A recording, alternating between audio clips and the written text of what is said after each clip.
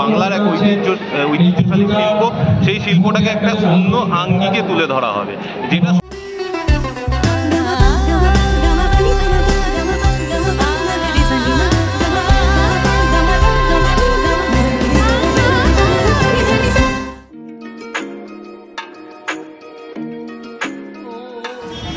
সকলকে স্বাগত জানাই আরও একটি নতুন ভিডিওতে। আর এই মুহূর্তে রয়েছি উত্তর কলকাতার আহিরিটোলা এলাকা। আর আহিরিটোলা মানেই কিন্তু আহিরিটোলার যে দুটো পুজোর কথা আমাদের সর্বপ্রথম মাথায় আসে, আহিরিটোলা সার্বজনীন আর আহিরিটোলা যুবকবৃন্দ। আজ তারই মধ্যে একটি আহিরিটোলা যুবকবৃন্দে এসে উপস্থিত হয়েছি। আজ তাদের খুঁটি পুজোর মাধ্যমে এবছরের শারদযাত্রা শুভ সূচনা। আর ইতিমধ্যে আহিরিটোলার যে পুজো প্রাঙ্গণ তার সামনেই রয়েছি। একদম পুজো প্রাঙ্গণে যাব, গিয়ে তোমাদের সাথে সমস্ত তথ্য শেয়ার করব যে এবছর আহিরিটোলা যুবকবৃন্দ তারা তাদের পুজোয় কী নতুন চমক রাখতে চলেছে। তার সাথে তাদের যে খুঁটি পুজো, সেই খুঁটি পুজোর সকল বিশেষ মুহূর্ত এই ভিডিওতে শেয়ার করব। এই মুহূর্তে এসে উপস্থিত হয়েছি আহিরিটোলা যুবকবৃন্দের যে পুজো প্রাঙ্গণ সেইখানে, এবং এত সুন্দরভাবে সাজানো হয়েছে তাদের আজকের এই খুঁটি পুজোর অনুষ্ঠানকে, সত্যি দারুণ লাগছে। আর তার পাশাপাশি কিন্তু এখানে আমরা জগন্নাথ দেব, সুভদ্রা দেবী এবং বলরামের যে মূর্তি দেখতে পাচ্ছি। কিছুদিন আগেই রথযাত্রা গেছে এবং কিছুদিন পরেই রয়েছে উল্টো রথযাত্রা।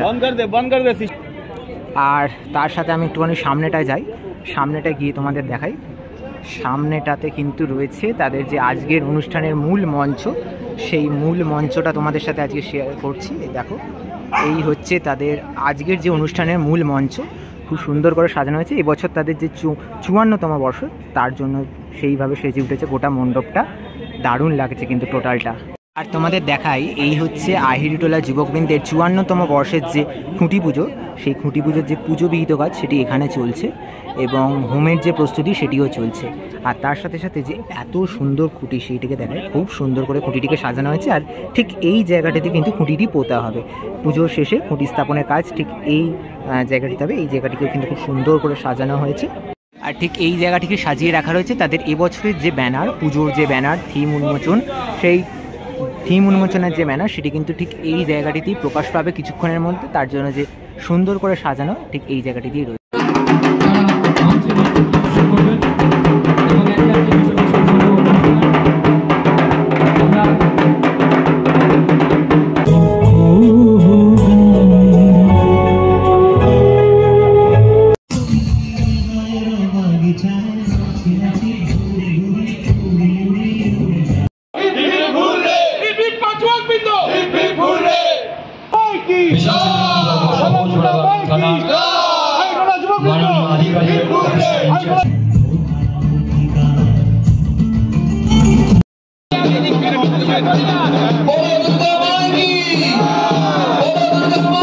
আহিরিটোলা যুবকবৃন্দের 54তম বর্ষের যে খুঁটি, সেই খুঁটি কিন্তু ইতিমধ্যে স্থাপন করা হচ্ছে।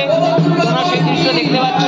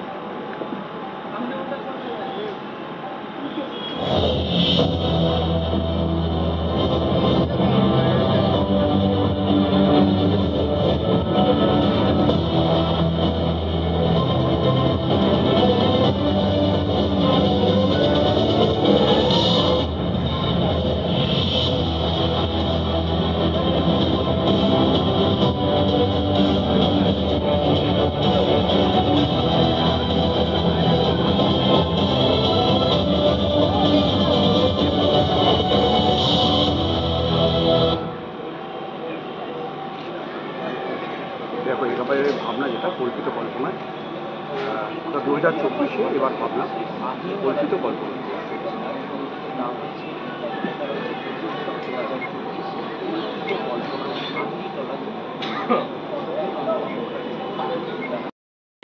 দেবজ্যোতি বিহানা মহাশয়, আমাদের 54তম বর্ষের মৃৎশিল্পী নবপাল মহাশয়, মজুমদার মহাশয়কে আমরা আহিরিটোলা যুবকবৃন্দের পক্ষ থেকে তাক শারদীয়ার শুভেচ্ছা ও অভিনন্দন জানালাম।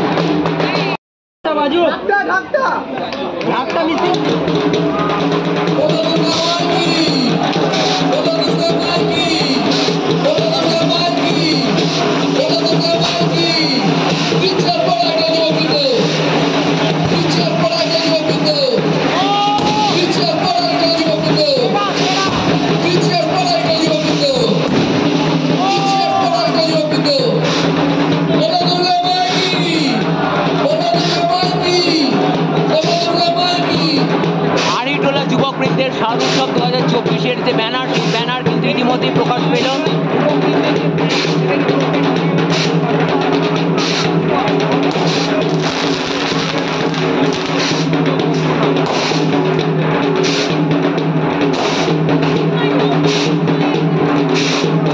মুহূর্তে আমরা পেয়ে গেছি আহিরিটোলা যুবকবৃন্দের 24-এর শারদোৎসবের সৃজনকর্তা আমাদের প্রিয় দেবজ্যোতি ডাক। তো প্রথমেই যেটা জানতে চাইবো যে এবছরের যে ব্যানারটা দেখতে পাচ্ছি কল্পিত কল্পনা, এই আসল ব্যাপারটা মানে যদি একটু খোলসা করে জানতে পারি। দেখো, বিষয়টা হচ্ছে যে কল্পিত কল্পনা যে ভাবনাটা রাখা হয়েছে এবং যে ব্যানার আজকে উন্মোচিত হলো, সেই ব্যানারের মধ্যে থেকেই কিন্তু আশা করি সাধারণ মানুষ তারা বুঝতে পারছেন যে কী বিষয় নিয়ে কাজটা করতে চলেছে। তবে হ্যাঁ, এটা ঘটনা যে একটা চেনা পরিচিত পর বাংলার এক ঐতিহ্যশালী শিল্প, সেই শিল্পটাকে একটা অন্য আঙ্গিকে তুলে ধরা হবে, যেটা সচরাচর আমরা দেখে অভ্যস্ত না। সেই আঙ্গিকে কাজটা করা হবে, আশা করি মানুষের কাছে একটা চমক। আমরা যে টিজারের ভিডিওটা দেখতে পেলাম, ভিডিওটাতে কিন্তু একটা আলপনার কাজ এবং বোলপুর একটা স্টেশনের ছবি আমরা দেখতে পেলাম। তো এর সাথে কি এবছরের পুজোর কিছু চমক লুকিয়ে রয়েছে? অবশ্যই এর সঙ্গে পুজোর চমক লুকিয়ে রয়েছে এবং এই আলপনার এক ইতিহাস, সেই ইতিহাসগুলোকে তুলে ধরা হবে। উত্তর কলকাতায় এই যুবকবৃন্দের পাশাপাশি কিন্তু বেশ কয়েকটি আরও ভালো ভালো পুজো রয়েছে, মানে পাশেই আহিরিটোলা সার্বজনীন, গত বছর সম্ভবত তুমি ওখানে কাজ করেছিলে, এবং এদিকে উত্তর কলকাতায় আরও বেশ কিছু পুজো রয়েছে। মানে এই পুজোগুলোর মধ্যে একটা সেরা হওয়ার যে লড়াই, সেই লড়াইটা এবছর কি একটু চাপের? না, চাপ দেখো, চাপ প্রতি বছরই চাপ থাকে, প্রতি বছরই কাজ করি, প্রতি বছরই চাপ থাকে। এবং আমার পাশে আহিরিটোলা সার্বজনীন, হাতিবাগান সার্বজনীন, এখানে অনেক স্বনামধন্য শিল্পীরা কাজ করছে। কেউ আমার মানে বন্ধুস্থানীয়, আবার কেউ সিনিয়র, যাদের দিকে আমরা কাজ করতে শুরু করেছি। তো এটা তো অবশ্যই একটা খুব মানে কি বলবো, স্মুথ চ্যালেঞ্জিং আর কি। মানে এই চ্যালেঞ্জটা না করলে কাজ করার জায়গাটা, মানে সেই ইচ্ছেটা থাকে, তো সেই চ্যালেঞ্জটা আছে বলেই ভালো কাজ করার, ভালো উপস্থাপনা করার ইচ্ছে থাকে। আচ্ছা, এবার জানতে চাইবো যে এইখানে রাস্তার ওপর এই পুজোটা হয়ে থাকে, তো মোটামুটি কাজ কবে থেকে শুরু হবে? এই এখানে ফিল্ডে ওয়ার্ক কবে থেকে শুরু হবে? মোটামুটি ইচ্ছা আছে সামনের সপ্তাহ থেকেই কাজটা শুরু করে দেবো। ইতিমধ্যে কাজ শুরু হয়ে গেছে, আমাদের ওয়ার্কশপে কাজ চলছে। এবার মানুষের ভালোবাসা তো পায় যুবকবৃন্দ প্রত্যেক বছর, কিন্তু মানুষের ভালোবাসার পরেও পুরস্কার কিন্তু পুজোর একটা মাইলেজটা বাড়িয়ে দেয়। কিন্তু এই পুরস্কারটা পুজোর মাইলেজটা কিছুটা বাড়িয়ে দেয়। সেই পুরস্কারের ব্যাপারে এবছর কতটা আশাবাদী? দেখো, সব থেকে বড় পুরস্কার হচ্ছে মানুষের ভালো লাগা, মানুষের ভালোবাসাটা হচ্ছে সব থেকে বড় পুরস্কার। কারণ কলকাতা শহরে প্রচুর পুজো হয়, প্রচুর থিমের পুজো হয়, কিন্তু পুরস্কার যারা দেন, পুরস্কারে তাদেরও তো একটা নির্দিষ্ট সংখ্যা রয়েছে। সবসময় তো সেই সংখ্যার মধ্যে সবকটা পুজো আসা সম্ভব না। তো অবশ্যই সেই তাদের বিচারের মধ্যে প্রথম দিকে যারা রয়েছে, তো সেই পুজোগুলো অবশ্যই তাদের নির্বাচিত হয়। কিন্তু তার মানে এই নয় যে বাকি যে পুজোগুলো হচ্ছে বা যে পুজোগুলো হয় মানে পুরস্কার পায়নি, সেই পুজোগুলোও যে একদম খুব ফেলে দেওয়ার মতো পুজো তা না। তো পুরস্কার সবসময় একটা অনুপ্রাণিত করে, আরও ভালো কাজ করার ইচ্ছে জাগায়। কিন্তু তার থেকেও বড় কথা হচ্ছে এই যে মানুষের ভালোবাসা, মানুষের চাহিদা, মানুষের ডাক, এতে আরও নতুন নতুন কাজ করার উন্মাদনা বাড়ায়। এবার জানতে চাইবো যে তোমার পুজোর যে প্যান্ডেল, এই প্যান্ডেল মোটামুটি কমপ্লিট করার ডেডলাইন বা ওপেন যে ক্লাবের ওপেনিংয়ের সেরকম কোনো কি সিদ্ধান্ত হয়েছে? হ্যাঁ, সিদ্ধান্ত হয়েছে, সেটা এক্ষুনি বলছি না, তার কারণ হচ্ছে কাজটা আগে শুরু হোক, নিশ্চয়ই তো পুজোর আগে তো কমপ্লিট করতেই হবে। একদম। আর সর্বশেষ আগত দর্শনার্থীদের জন্য কি বার্তা দিতে চাই? আগত দর্শনার্থীদের এটাই বলতে চাই, প্রথমেই আপনাদের জানাই শারদীয়ার শুভেচ্ছা জানাই। আপনারা দুর্গা পুজোকে ভালোবাসেন বলেই আমরা কাজ করি, আপনাদের ভালোবাসায় আমাদের পাথেয় হয়ে দাঁড়ায়। আপনারা আসবেন, আমাদের পুজো দেখবেন, ভালোবাসবেন। অসংখ্য ধন্যবাদ দাদাকে।